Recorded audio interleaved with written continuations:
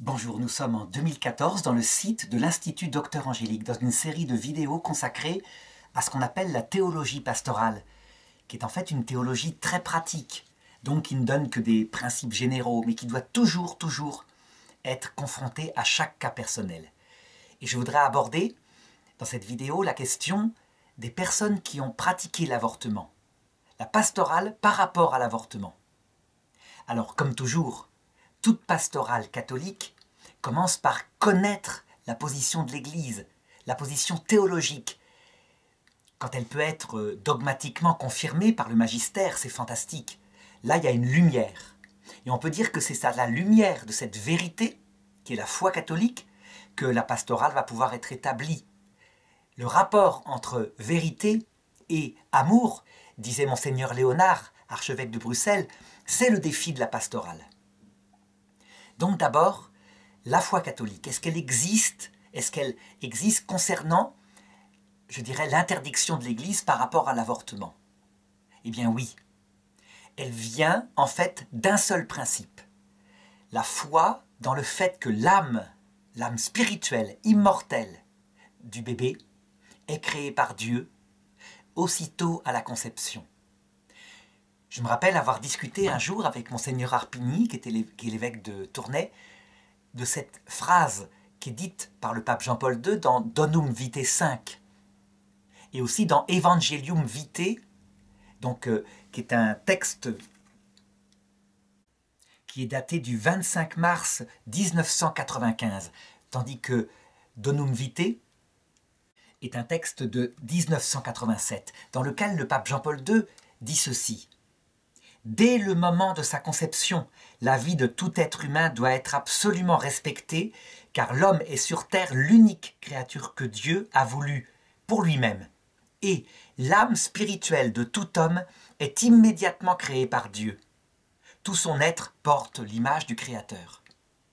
Le débat disait, est-ce que cette phrase « l'âme spirituelle est immédiatement créée par Dieu » veut dire qu'elle est dans le temps immédiatement créée par Dieu au moment de la conception, ou alors dans l'action, que c'est Dieu lui-même qui l'a créé directement? Eh bien, les autres documents, justement, par rapport à cette ambiguïté de termes, ont précisé les choses. Par exemple, dans le commentaire de Donum Vitae par la Congrégation pour la doctrine de la foi, instruction Dignitas Personae. Le fruit de la génération humaine, dès le premier instant de son existence, c'est-à-dire au moment de la constitution du zygote, exige le respect inconditionnel moralement dû à l'être humain dans sa totalité corporelle et spirituelle. L'être humain doit être traité et respecté comme une personne dès sa conception, et donc dès ce moment, on doit lui reconnaître le droit d'une personne. Il y avait eu encore débat. C'est vrai que le pape Jean-Paul II faisait de l'avortement son combat. Tellement il était conscient, il a même dit à un moment donné que c'était des millions d'âmes qui étaient jetées dans le shéol. L'instruction, donc Evangelium Vitae, du 25 mars 1995, dit ceci, c'est toujours Jean-Paul II, « Même si la présence d'une âme spirituelle ne peut pas être constatée par un moyen expérimental, les conditions de la science sur l'embryon fournissent une indication précieuse pour discerner rationnellement une présence personnelle dès cette première apparition d'une vie humaine. Comment un individu humain ne serait-il pas une personne humaine? » Donc les choses sont très claires. Tout vient de cela. L'Église maintient, elle l'a maintenu en pleine période de crise, au moment par exemple de 1968-70, quand Paul VI était confronté à la contestation même de la notion d'âme spirituelle. L'Église maintient le terme d'âme spirituelle qui survit à la mort et affirme qu'elle est créée non seulement directement par la main de Dieu au moment de la conception, mais qu'elle est créée immédiatement à la conception. La conséquence immédiate, c'est que si Dieu a créé la vie humaine sur Terre avec un corps biologique, c'est qu'elle est forcément utile, c'est que c'est un purgatoire nécessaire, même si ce n'est pas la vraie vie définitive. Et donc l'avortement est une catastrophe. La catastrophe de notre siècle, je pourrais même dire, disons de notre moitié de siècle, puisque avant, au XXe siècle, il y a eu les 2 guerres mondiales. quel est le sort donc de ces petits êtres qui survivent à la mort et que pourtant extérieurement on peut considérer comme quelques cellules agencées? Eh bien l'Église reconnaît qu'elle ne le sait pas. Pour bien montrer, le pape Benoît XVI, à un moment donné, confronté à la question du devenir des âmes de ses enfants morts sans baptême, s'était posé la question de l'ancienne théorie de saint Augustin sur des limbes éternelles où ses enfants seraient séparés de Dieu à jamais, et avait montré avec la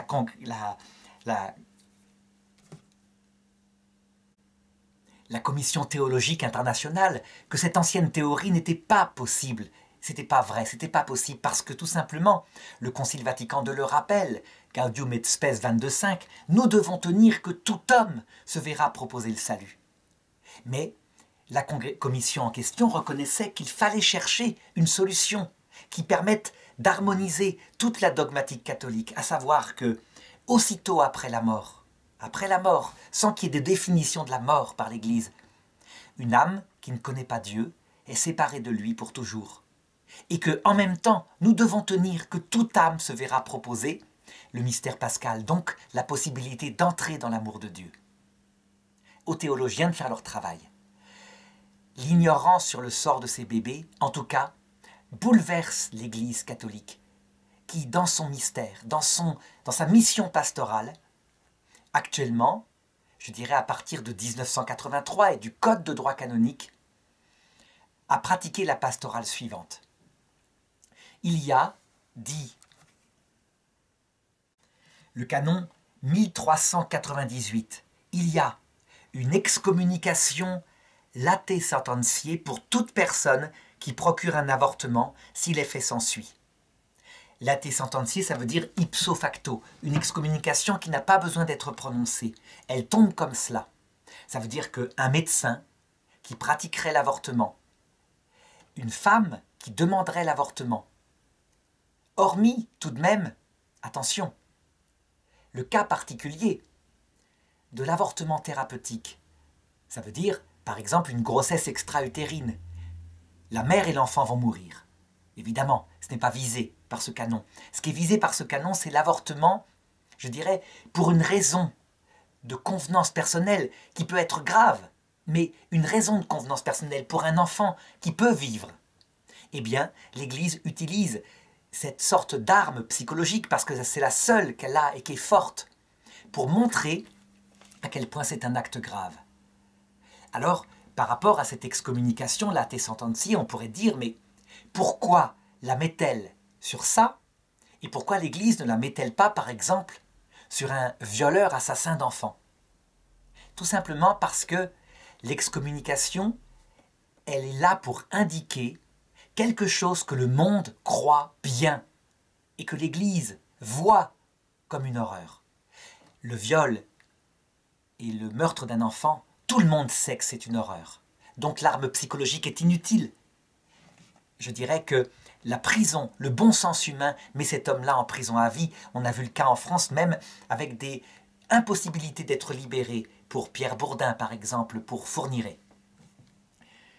Par contre, le monde actuel et une grande quantité de catholiques pratiquants, pensent que l'avortement, c'est la liberté de la femme. Elle choisit quand elle veut être mère et que ça n'a pas d'importance, que de toute façon il est tout petit et donc que c'est comme la contraception. Eh bien l'Église veut montrer que non, justement, ça n'a rien à voir. La contraception artificielle, elle n'est pas pour des raisons d'harmonie du couple, de vie conjugale à deux. Mais il n'y a pas d'excommunication du tout. Il n'y y a que pour un avortement volontaire. Donc, c'est la pastorale de l'Église. Et c'est une pastorale forte qui, évidemment, doit conduire à réfléchir. Seulement, attention, lorsqu'on est face à cela et qu'on est confronté à des personnes catholiques qui ne comprennent pas ces positions de l'Église, la chose se règle en quelques minutes. Il suffit d'expliquer ce que dit l'Église. Donc, la création de l'âme spirituelle, la survie de l'âme du bébé, le fait qu'il n'y a qu'une seule vie, que l'Église n'a jamais cru en une quelconque réincarnation, et donc que le sort de son propre enfant est d'être jeté dans la mort. Quelque chose comme cela se passe. Alors évidemment, il faut aller plus loin en pastoral. Et la personne que j'ai vue instituer la plus profonde pastorale, la plus riche, c'est Monseigneur Léonard, archevêque de Bruxelles, donc en cette année 2014, lorsqu'il fut nommé archevêque de Bruxelles en 2010, lors de l'émission introductive, se vit poser par des journalistes très agressifs la question de l'avortement. Et il répondit, en vérité, sans embâge, à sa manière habituelle. Donc il parla de sa foi dans l'existence de l'âme de l'enfant. Mais il ne s'arrêta pas là.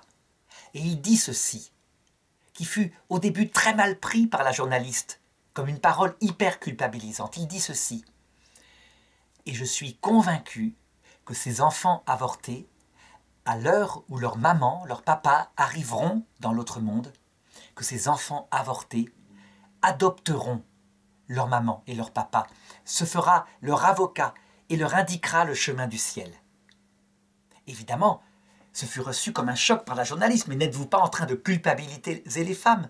Et il répondit, non, pas du tout. Je pense que c'est comme ça que ça se passera, je le crois. Eh bien, cette position intuitive de Monseigneur Léonard, qui n'est pas fondée sur une théologie, comme je l'ai dit tout à l'heure, pas encore, l'Église ne l'a pas, elle est évidemment vraie. Je dirais que Jésus, à un moment donné, il le dit par rapport à Jean-Baptiste. Jean-Baptiste, c'est le plus grand des enfants des hommes. Il n'y en a pas de plus grand qui s'est levé. C'est le plus grand des prophètes, il a montré le Messie du doigt. Mais il ajoute Jésus, et le plus petit dans le royaume des cieux en sait plus que lui. Ça veut dire qu'en fait, on peut sentir intuitivement, sans en avoir encore la théologie, qu'il y a un chemin pour les enfants qui meurent et qui n'ont pas pu grandir sur terre, sachant que au Moyen-Âge, c'était peut-être un enfant sur 2, que maintenant, par l'avortement volontaire, c'est un enfant sur 5. Donc que des millions d'enfants arrivent sans passer par cette vie terrestre, qui les aurait fait grandir et qui leur aurait appris certaines choses concernant leur pauvreté, leur misère. Il est évident que Dieu a prévu quelque chose. Et que donc, un chemin de salut s'ouvre à eux. Maintenant, reste à savoir lequel. Et même si on ne sait pas lequel, et on pourra peut-être à la fin de cette vidéo chercher, on devine que Dieu, qui est toujours le même, qui a dit « Laissez venir à moi les petits-enfants », va tout faire pour qu'ils puissent grandir, qu'ils puissent librement choisir la vie éternelle ou librement la refuser. Parce que personne n'entre dans la vision béatifique si ce n'est à travers un mariage d'amour lucide, conscient, volontaire. Au point que saint Paul dit « Le mariage est un grand signe, c'est l'image de notre âme avec Dieu ». Donc les conditions du mariage, les conditions d'entrer dans la vision béatifique se ressemblent très fort, au point que le mariage est un sacrement. Pour les enfants, c'est pareil. On peut deviner comment ça se passe. Quand on regarde la dogmatique de l'Église, on voit qu'elle a toujours enseigné l'existence de limbe. Pour les enfants morts avec le péché originel, elle n'a jamais dit qu'elles étaient éternelles. Comme l'Esprit Saint protège l'Église dans la définition de la doctrine du salut, on peut soupçonner que c'est volontairement l'Esprit Saint qui a empêché une erreur. Des limbes éternelles seraient contre la foi. Mais des limbes provisoires, un séjour entre ce monde et l'autre, où des enfants puissent grandir, être élevés, et puis choisir, peut-être souffrir, pour que leur cœur, comme le nôtre, ait la possibilité de devenir tout humble. C'est sans doute ce que Dieu fait. Je dirais que, par rapport aux jeunes filles, aux femmes, aux hommes, aux maris, aux pères, qui poussent à l'avortement, ce discours-là de l'Église est apostolat. Il suffit. Tout est dit.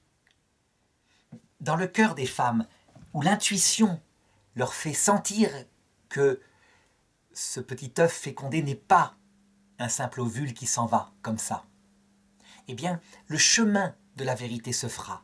Et beaucoup de femmes refusent a priori tout avortement en disant « Non, je ne tuerai pas mon enfant ». C'est un chemin naturel qui rejoint une intuition spirituelle. Est-ce qu'il y a besoin de la culpabilisation? Parfois, comme début, comme commencement, c'est utile. Parce que, comme toujours, s'il y a un blocage d'orgueil, et l'orgueil peut se mettre dans tous les péchés, eh bien, la peur d'un jugement dernier, la peur de la confrontation à la vérité à l'heure de la mort peut provoquer à réfléchir. Mais cette pastorale de la peur n'est que une ébauche de pastorale chrétienne. La pastorale catholique, elle est celle que montre Monseigneur Léonard. L'explosion du pardon, de la réconciliation. Si ces enfants sont au ciel à un moment donné, alors ils aiment leur maman, leur papa, qui certes les a chassés, qui se sont montrés leur ennemi sans le savoir, et ils leur pardonnent parce qu'ils savent qu'ils ne savaient pas. Ou alors, dans des cas particuliers, où c'était par faiblesse et les parents savaient, ils savent qu'ils étaient faibles. Reste le cas de personnes qui ont fait de l'avortement un symbole de liberté contre Dieu. Là, il faut beaucoup de prières pour ces personnes-là. Et on sait qu'à partir de mai 68, ça a été, chez un certain nombre de femmes, une revendication d'orgueil. L'avortement comme signe de l'exaltation de ma liberté, du refus de ma nature humaine. Ce sont les plus grands péchés, évidemment, parce qu'ils sont liés à un grand orgueil. Mais Dieu, par l'intercession de leurs petits-enfants dans l'autre monde, a du temps, de la patience. Ces personnes-là, il en rattrapera beaucoup, parce que même si elles tiennent ce discours dans les médias, elles doivent affronter les conséquences immanentes de ce qu'elles ont vécu. La vieillesse quand on est seul, la mort quand on n'a pas d'espérance. Et donc, au moment de leur mort, quand elles seront accueillies par tout cet amour manifesté, eh bien beaucoup, évidemment, se tourneront avec repentir, avec joie, avec reconnaissance vers l'amour. Jésus le dit lui-même. Tes péchés, tes nombreux péchés sont pardonnés, et parce que tu as été beaucoup pardonné, tu as montré beaucoup d'amour. Est-ce qu'il pourrait y avoir une autre pastorale plus forte? Je dirais qu'elle a été tentée aux États-Unis, où il y a eu des scandales terribles pour le coup. Là, vraiment choquant, certains États des États-Unis admettaient l'avortement jusqu'à terme. Au début, il y avait des infirmières qui récupéraient des bébés vivants dans des poubelles et les donnaient à l'adoption. Si bien qu'à un moment donné, un système a été inventé par des médecins qui, ne pouvant pas tuer un être né, au moment où il sortait la tête, mettaient un bistouri derrière la nuque pour le tuer et pour qu'il n'y ait pas possibilité de récupération de ces enfants. De tels scandales, évidemment, ont provoqué en conséquence la violence, donc des meurtres de médecins avorteurs. Mais l'excès en tout est comme cela.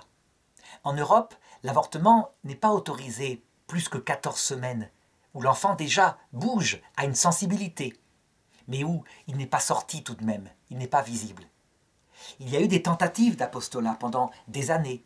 Je pense au docteur Xavier Dor, qui a organisé pendant des années des chapelets, des prières devant les hôpitaux, les cliniques d'avortement.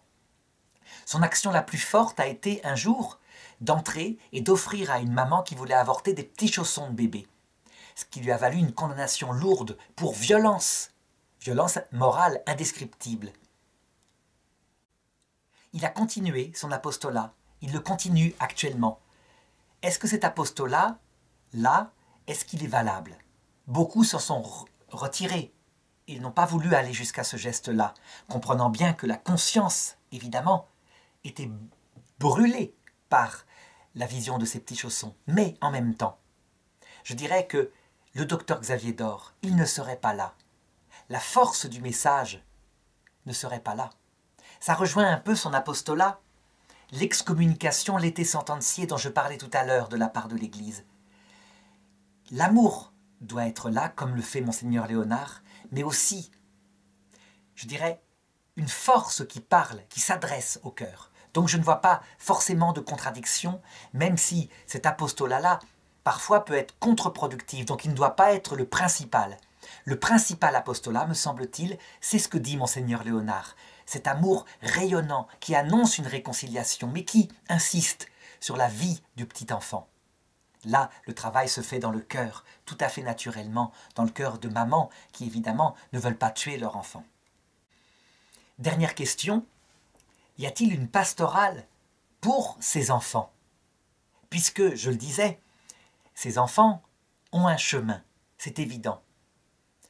D'autre part, l'Église a toujours dit que le baptême était absolument nécessaire pour le salut.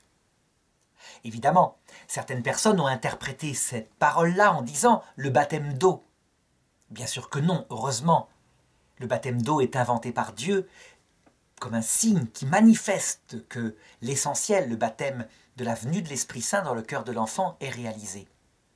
Et l'Église a toujours cru que le baptême de la prière de la maman, du papa, le baptême de désir, était accordé aux enfants. Elle a même cru que le baptême du sang, par exemple pour les saints innocents, les enfants tués parce que Jésus était né, leur avait valu la vie éternelle. Donc, on voit bien, peut-être qu'on pourrait prendre ces enfants avortés comme baptisés par le sang, de fait, mais peu importe. Je dirais que aucun cas n'est exclu. Ce qui est certain, c'est que si le ciel lui-même, dans le passage de la mort, ne leur obtient pas par sa prière l'Esprit Saint, donc le baptême, alors c'est qu'il attend que nous qui sommes sur terre, nous le demandions à commencer par les parents eux-mêmes qui ont avorté. Les parents qui ont avorté, évidemment, dans un premier temps, perdent leurs droits de parents. Mais quand ils se rendent compte de l'acte, alors je pense que tout de suite, leur droit de parents leur revient.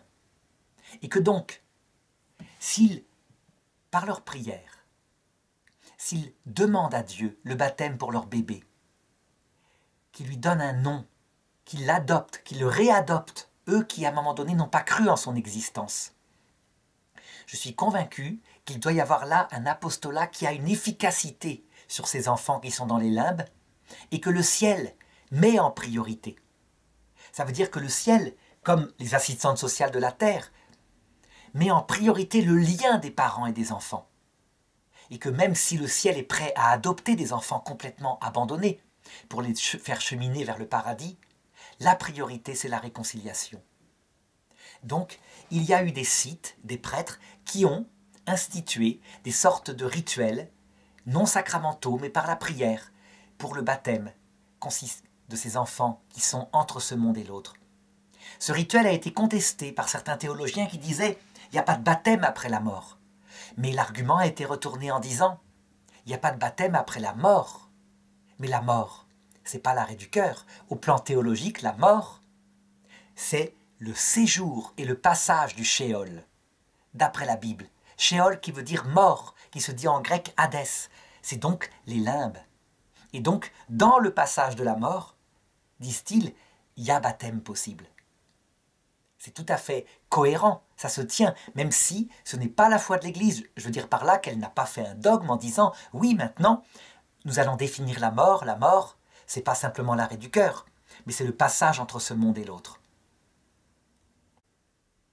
Ce qui est certain, c'est que tant que l'Église n'aura pas tranché, les parents qui prieront pour leur enfant, même des années après, pour obtenir pour eux le baptême, qui se réconcilieront en lui demandant pardon, qui lui attribueront un prénom, eh bien, ces parents-là, bien évidemment, intuitivement savent qu'ils font bien, qu'ils ont raison, et que Dieu peut rendre même efficace s'il le fallait, des années plus tôt, au moment où il y a eu l'avortement, cette prière faite des années plus tard.